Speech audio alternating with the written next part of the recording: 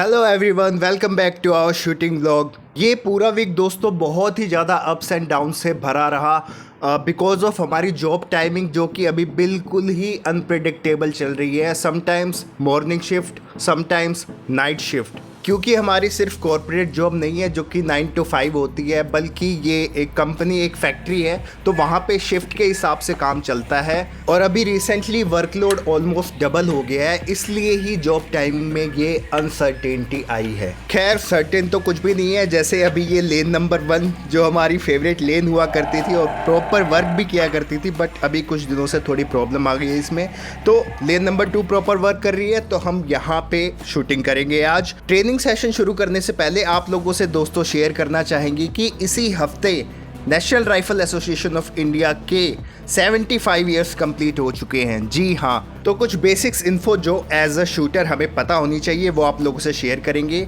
ये हमारे NRAI का लोगो है जो आप अभी स्क्रीन पर देख रहे हैं, और इस इंस्टीट्यूशन की स्थापना जो है वो 1951 में हुई थी। हेडक्वार्टर्स NRAI का कहाँ है तो न्यू दिल्ली में, और अभी करंट प्रेसिडेंट जो है के नारायण सिंह देव हैं। लेकिन सबसे इंटरेस्टिंग बात यह है दोस्तों कि पहले जो सबसे प्रेसिडेंट थे NRAI के, वो थे हमारे first speaker of Lok Sabha Shri GV मावलांकर जी। इन्होंने ही नेशनल राइफल एसोसिएशन की स्थापना की थी, और आप अभी ये फोटो उनकी देख सकते हैं। प्यार से इन्हें दादा साहेब भी बुलाया जाता था, and he also referred as the father of Lok Sabha. National से पहले जो GV मावलांकर चैंपियनशिप होती है वो इन्हीं के नाम पे रखी गई है दोस्तों। तो ये खैर कुछ बेसिक जानकारी थी अबाउट NRAI। खैर हम आज का ट्रेनिंग सेशन अपना शुरू करते हैं। जैसे ही हमने अपना पिस्टल, अपनी प्यारी मोरनी वेपन से बाहर निकाली, हमने कुछ चेंज नोटिस किया। तो इसकी ग्रिप जो है वो थोड़ा सा गुरुजी ने कट कर दिया है, हालांकि प्रॉपरली अभी कट डाउन नहीं हो पाई है, तो इसको अच्छे से घिस के और फिर उसके बाद इसको रेडी किया जाएगा। अभी आप ये देख रहे हो वो बिल्कुल रॉ कटिंग है जो हमने एकेडमी में ही की है। जब इसको प्रॉपरली हम बिल्कुल घिस के और बढ़िया फिनिशिंग दे के और फिर इसको रेडी कर लेंगे, तब आप लोगों से शेयर करेंगे। फिलहाल चलते हैं दोस्तों, अपना कार्ड सेट कर देते हैं। और जैसा कि हमने आप लोगों को अभी बताया कि जॉब टाइमिंग हमारी चेंज हो चुकी है, तो अभी हम नॉर्मली मॉर्निंग की शिफ्ट में आ रहे हैं ट्रेनिंग के लिए, और एकदम से मतलब सडन चेंज हुआ है, क्योंकि हमने जब से शूटिंग शुरू की है हम इवनिंग में ही अपनी ट्रेनिंग करते हैं, और अभी एकदम से लास्ट वीक से हमें मॉर्निंग शिफ्ट में आना पड़ रहा है, जिसका बहुत सारा फ़र्क पड़ रहा है। बट अभी ये ग्रिप कटिंग का जो फ़र्क पड़ रहा है दोस्तों, वो ये यहाँ पे हमें पहले जो सपोर्ट मिल रहा था वो नहीं मिल पा रहा है, और यहाँ नीचे से भी कट डाउन हुई है थोड़ी, तो नीचे का इतना फ़र्क नहीं, बट हाँ ऊपर वाला हमें बिल्कुल फील हो रहा है कि वो सपोर्ट थोड़ा सा चला गया है। अब जाके तो हमारा स्कोर 370 प्लस क्रॉस करने लगा था, और अभी जस्ट प्री स्टेट से पहले ग्रिप को है कट कर दिया गया है। देखते हैं इसका क्या कुछ कितना इम्पैक्ट पड़ेगा।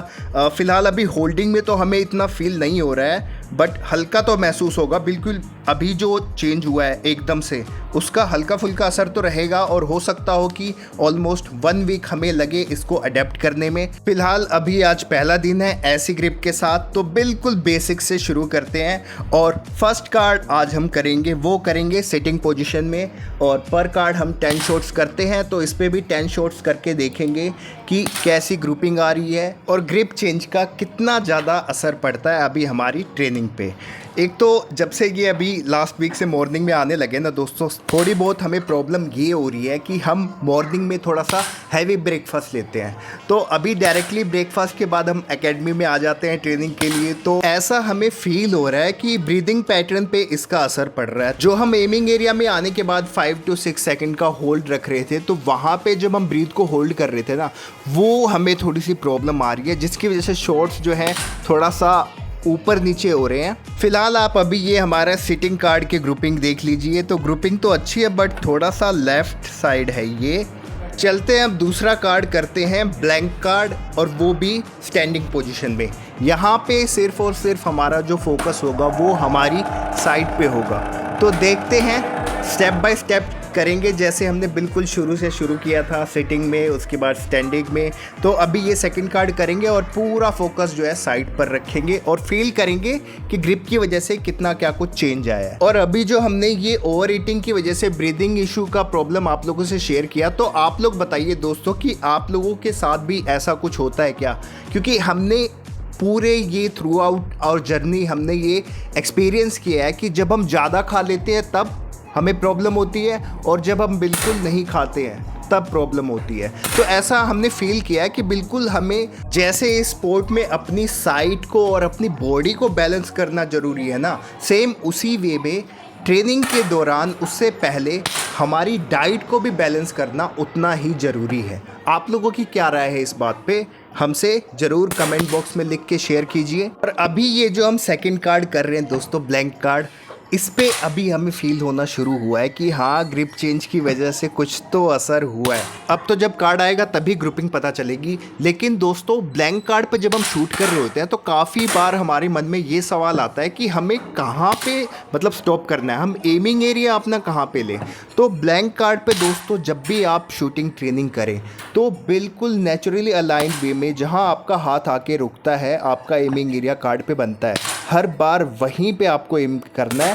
और आपका टारगेट सिर्फ ये होना चाहिए कि आपको बस साइट मैच करनी है, क्योंकि ब्लैंक टारगेट पे ट्रेनिंग करने का मकसद ही यही होता है कि हम हमारा पूरा फोकस जो है वो हमारी साइट पे रखें। ग्रुपिंग तो यहाँ भी ठीक आई है, लेकिन ये शॉट हमें ऐसा फील हो रहा है कि कार्ड पे लेफ़्ट साइड को भाग रहे हैं। अब ज़रा एक नॉर्मल कार्ड पे शॉट करके देख लेते हैं कि यहाँ पे कैसी ग्रुपिंग आ रही है, क्योंकि सिटिंग में भी लेफ़्ट में जा रही थी, ब्लैंक पे किया तब भी लेफ़्ट में जा रही थी। अभी इस पे करेंगे तब जाके ही डाउट सारे हमारे क्लियर हो पाएंगे कि मतलब हमें क्लिक्स ही देनी पड़ेगी राइट की, या फिर ये ग्रिप की वजह से ऐसा हो रहा है।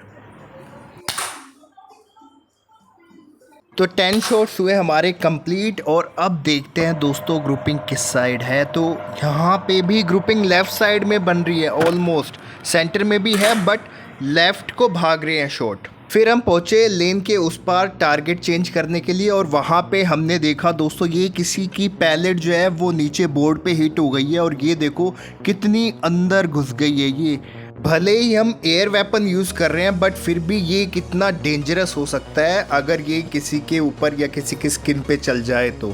और ये देखो दोस्तों पैलेट्स का भंडार लगा हुआ है यहाँ पे। शॉट होने के बाद जो पैलेट्स गिरती हैं वो ये नीचे यहाँ पर इकट्ठी हुई है। और ये एक प्रोटोटाइप पिस्टल लेके आए हुए थे मिस्टर वासु, तो उन्होंने इसको शॉट करके दिखाया। हालांकि ये चलती नहीं है, एज अ टॉय है, बट फिर भी देखने में बहुत ही कूल लग रही थी। और जिस तरह से इसका वर्किंग मैकेनिज्म था वो तो और प्यारा लग रहा था। हमने भी चला के देखा और रियली में शॉट चलने के बाद थोड़ा सा मतलब हल्का सा जर्क फील हो रहा था।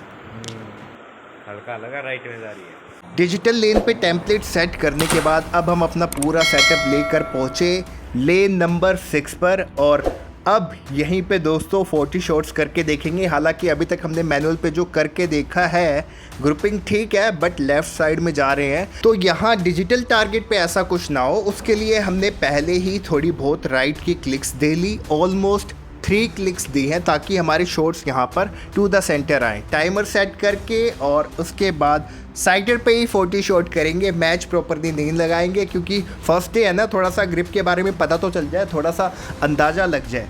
तो लेन नंबर 6 पे फिर हमने अपनी शूटिंग ट्रेनिंग शुरू की। और प्री स्टेट चैंपियनशिप दोस्तों आने ही वाली है, तो जिन भी शूटर्स ने अपने वेपन में काम करवाना है वो अभी करवा लीजिए। ऑन द स्पॉट करवाएंगे तो फिर काफ़ी ज़्यादा प्रॉब्लम आएगी। जो भी आपको ग्रिप वगैरह एडजस्ट करवानी है तो अभी से करा लीजिए ताकि प्री स्टेट से पहले आप बिल्कुल उसके हैबिचुअल हो जाएं, रेडी हो जाएं। बट मेक श्योर कि चैम्पियनशिप से ठीक पहले कुछ भी चेंज मत कीजिएगा, चाहे वो ग्रिप हो या आपका स्टांस हो या फिर जो भी आपका शूटिंग पैटर्न हो वो। 10 शॉट्स किए हैं बट फिर भी थोड़ा सा लेफ़्ट में ही आ रहा है तो हमने थोड़ी सी और क्लिक दी। अब फाइनली 40 शॉट्स के बाद ही पूरी ग्रुपिंग देखनी कि ओवरऑल 40 शॉट्स की ग्रुपिंग कहाँ पे बनी है। फिलहाल अभी जो हम डिस्कस करने वाले हैं दोस्तों वो ये कि कुछ शूटर्स की शिकायत होती है कि आफ्टर शूटिंग ट्रेनिंग उनके नेक में पेन होना शुरू हो जाता है। तो बॉडी टाइट करने के अलावा ब्रीदिंग भी एक उसका कॉज हो सकता है। और उसके अलावा एक और चीज़ जो हो सकती है वो है दोस्तों आपकी फीट्स के बीच में डिस्टेंस, कि आपका बॉडी बैलेंस जो है वो कैसा है।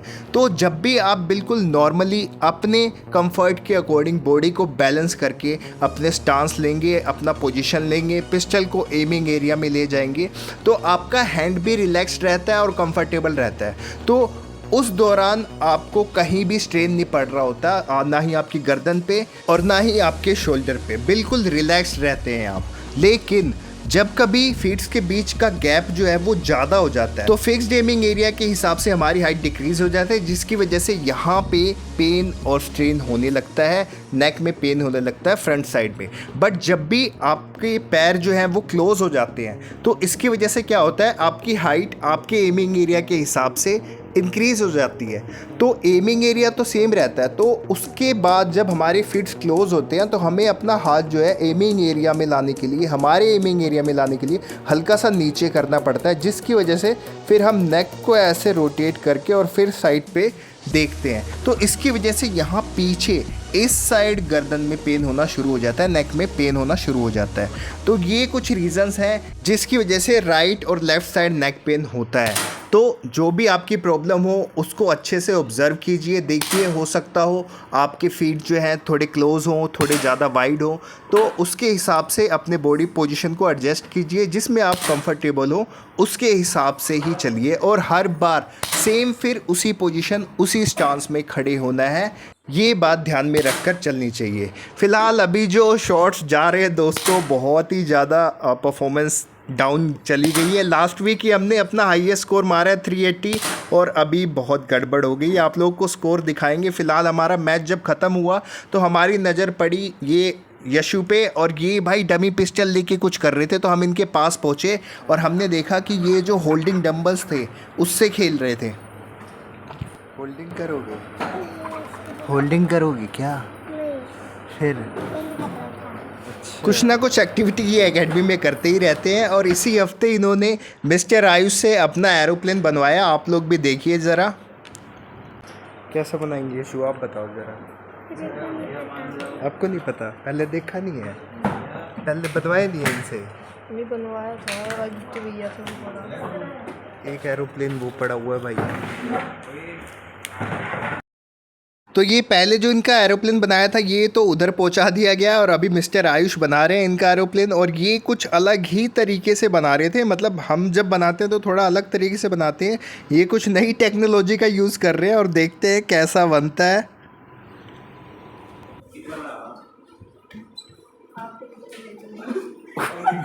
टांग दिया भाई।